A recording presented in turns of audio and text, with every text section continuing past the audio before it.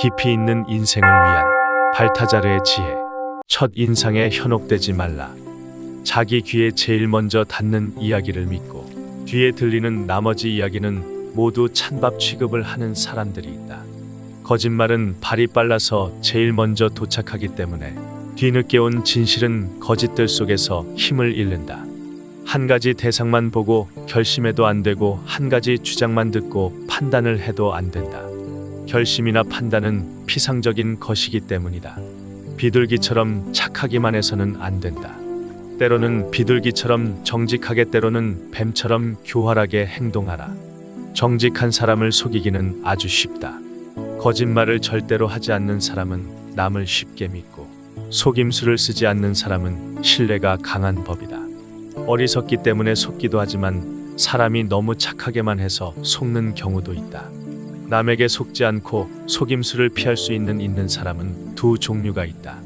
하나는 남에게 많이 속아서 스스로 비싼 대가를 치르고 난 뒤 체득한 사람들이고, 또 하나는 다른 사람이 비싼 대가를 치르는 것을 관찰하면서 그 방법을 배운 사람들이다. 교활한 사람들이 함정을 많이 팔수록 현명한 사람들은 그만큼 더 의심을 많이 품어야 한다.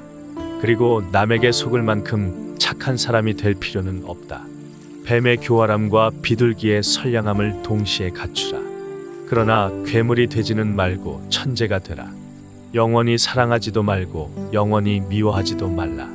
오늘의 친구가 내일은 가장 무서운 적이 될 것처럼 친구들을 대하라.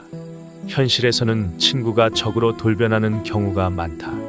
그러므로 그런 일을 예상하고 미리 조심하는 것이 좋다. 우정의 등을 돌리고 당신과 싸울 배신자의 손에 무기를 쥐어주지 말라. 반면에 적에게 화해의 문을 열어두도록 하라. 그 문은 관용을 베푸는 문일수록 더욱 안전하다. 오래전에 했던 복수가 때로는 오늘의 큰 고통이 되고, 과거에 복수하고 느꼈던 기쁨은 깊은 슬픔으로 변할 수 있다. 어떠한 대인관계든 아주 끊어버리지는 말라. 그렇게 하면 우리의 좋은 평판이 항상 피해를 입기 때문이다.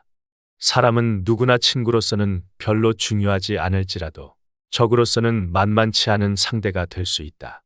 이익을 주는 사람은 거의 없지만 대부분의 사람이 우리를 해칠 수 있다. 심지어 제우스 신의 품에서 보호를 받는 그의 독수리마저도 딱정벌레와 다툰 날부터는 단 하루도 안심하고 쉴 수가 없었던 것이다. 친구도 등을 돌리며 원한에 사무친 원수로 변하고, 남들의 결함을 들추어내서 자신의 실패를 숨긴다. 사람은 누구나 어떤 사물을 자기 눈에 비치는 대로 말하고, 사물이란 본인이 원하는 식으로 눈에 비치게 마련이다. 관계를 아주 끊으면 누구나 당신을 비난할 것이다.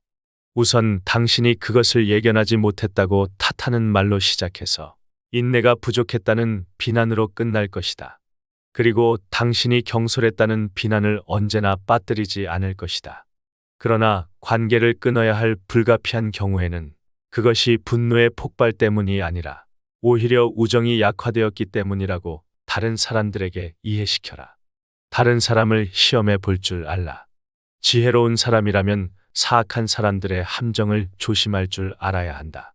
다른 사람의 판단력을 테스트하기 위해서는 먼저 본인의 탁월한 판단력이 필요하다. 식물과 광물의 특성을 아는 것보다도 사람들의 성격과 특성을 알아내는 것이 더 중요하다. 이것은 삶에서 가장 예민한 문제 중 하나이다. 금속은 음향으로 알아보고 사람은 목소리로 알아볼 수 있다. 말은 그 사람을 나타내는 증거이고 행동은 그보다 더 확실한 증거이다. 따라서 사람을 제대로 알아보기 위해서는 비상한 조심성과 깊이 있는 관찰력, 섬세한 분별력, 그리고 올바른 판단이 필요하다. 배울 것이 있는 사람과 사귀어라. 친구들과의 교제를 통해서 지식을 넓히고 대화를 통해서 교양을 길러라. 친구들을 스승 삼아 대화를 하면 즐거움과 동시에 지식도 늘리는 일석이조의 효과를 얻는다. 지혜로운 사람들은 명랑한 분위기로 대화를 즐긴다. 이렇게 하면 대화 기술이 뛰어나다는 인상을 줄 뿐만 아니라 남의 말을 듣고 새로운 것을 습득할 수도 있다. 요구가 없는 한 결코 자신에서 해명하지 말라. 그들이 요구하는 경우에도 필요 이상의 해명은 큰 잘못이다. 적절한 기회가 오기도 전에 미리 변명하는 것은 자기 잘못을 스스로 자백하는 것이다. 건강한 몸에 상처를 입힌다면 그는 다른 악의가 있다는 의심을 받게 마련이다. 느닷없이 해명을 하면 전혀 의심하지 않던 사람들마저도 의심을 품게 된다. 현명한 사람은 남들이 자기를 의심한다는 것을 알면서도 그것을 전혀 드러내지 않는다. 그렇게 드러내면 남을 불쾌하게 만들 뿐이다. 그럴 때는 자신의 고결한 행동으로 남들의 불신을 없애버리는 것이 최고이다. 충고를 하게 될 경우에는 암시만 주되 그 이상은 하지 마라. 어떤 사람의 생각을 환기시켜 주려고 할 때 당신의 충고가 그의 이해관계에 영향을 미치는 것이라면 암시만 주는 기술이 특히 필요하다. 처음에는 슬쩍 암시만 주고 그것으로 충분하지 않은 경우에는 좀 더 깊이 건드리는 충고를 해주어야 한다. 그가 일이 안 될 것이라고 생각한다면 당신은 그를 긍정적인 방향으로 유도하기 위해 지혜를 짜내도록 하라. 대부분의 일은 단순히 그것을 해내려는 시도조차 없기 때문에 이루지 못하는 것이다. 이미 내린 결정도 다시 확인하라. 무슨 일이든 또 한 번 다시 생각해보면 더욱 안전해진다. 특히 행동 방침이 확실하지 않을 때에는 결정을 확인하거나 보완할 시간을 벌 수 있다. 이때 판단 기준을 강화하거나 뒷받침해주는 새로운 근거들을 마련할 수 있다. 다른 사람의 요구를 이처럼 신중하게 생각한 후에 들어줘라. 그렇게 하면 상대는 자신이 원하는 바를 너무 쉽게 얻은 것이 아니라 충분히 고려한 뒤에 얻은 것이므로 더욱 고맙게 여긴다. 오랜 기다림 끝에 얻은 것은 그 가치가 더 높은 법이다. 반면 남의 요구를 거절하는 경우에는 거절의 말이 귀에 거슬리지 않도록 거절해 시기와 방법을 정하는데 필요한 시간을 확보할 수 있다. 더욱이 한창 부풀었던 기대감이 다 식고 나면 거절당할 때 느끼는 반발도 그만큼 약해지는 법이다.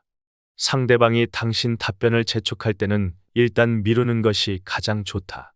그것이 상대방의 주의를 다른 데로 돌리는 유일한 방법인 경우도 있기 때문이다. 어떤 일을 시작할 때는 남들로부터 지나친 기대를 불러일으키지 말라.